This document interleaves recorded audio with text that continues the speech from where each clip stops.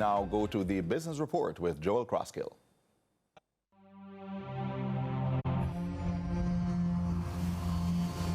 Lots to share with you in the business report today. The bitter aftertaste of the sequence of challenges that befell the Derrimon Trading Company in 2023 were somewhat neutralized by the performance of the organization's crown jewel, Caribbean Flavours and Fragrances Limited, whose performance was anything but bland, according to Executive Director and Company Secretary Ian Kelly. Based on the performance of the company as at December 31, our revenue would have been 900 million, just over 900 million. It is the highest profit revenue that we would have experienced to date. Our GP reported was 324 million. And you remember how much was it 10 years ago? 10 years ago, our GP was 92 million.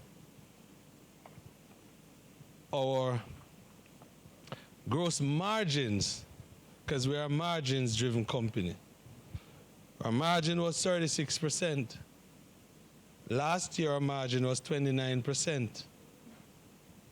Our operating profit this year was 134.6 million, the highest in the history of the company, compared to 64 million the previous year before, and 38 million 10 years ago.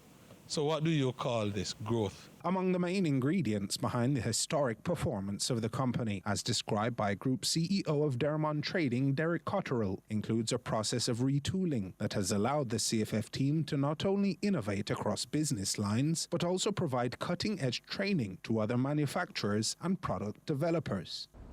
Caribbean Flavours and Fragrances is now Caribbean Flavour Fragrances and Ingredients. No, we don't change the name. The ingredients portfolio is a necessary portfolio for us to carry. What we're trying to do is to be a one-stop shop.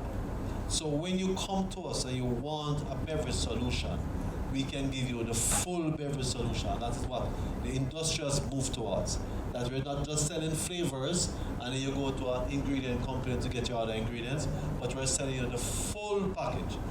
That is where the industry is moving towards, and Caribbean Flavours and Fragrances has moved on with the times, and so we are in the industry working on ingredients also. However, the future growth of the business from the perspective of both the Executive Director and Company Secretary Ian Kelly, as well as Chairman Howard Mitchell, whose remarks were read by Carlton Samuels in his absence, involves establishing C.F.F as an international force. Looking ahead, we are committed to expanding our export market with the goal of deriving 50% of our revenue from exports. These investments in training, collaboration with supplier partners and customers, and ongoing innovation in our lab will ensure that we continue to provide exciting options in flavors, fragrances, and ingredients. The strategic plan that we have of growing revenue, whereby our intent is to grow beyond the borders of Jamaica, we would have been seeing the implementation of same, and the outcome is what is reflecting in the top line. I think, Janice, we said we want to achieve 30%, and we are working assiduously to achieving that number. I want to ensure that given some of the new portfolios, the savory portfolio, the baking portfolio, that we are availing to this country, that we'll see our revenue move from 900 million to 1.5 million or 1.6 million in another year or so. And that was your business report. I'm Joel Crosskill.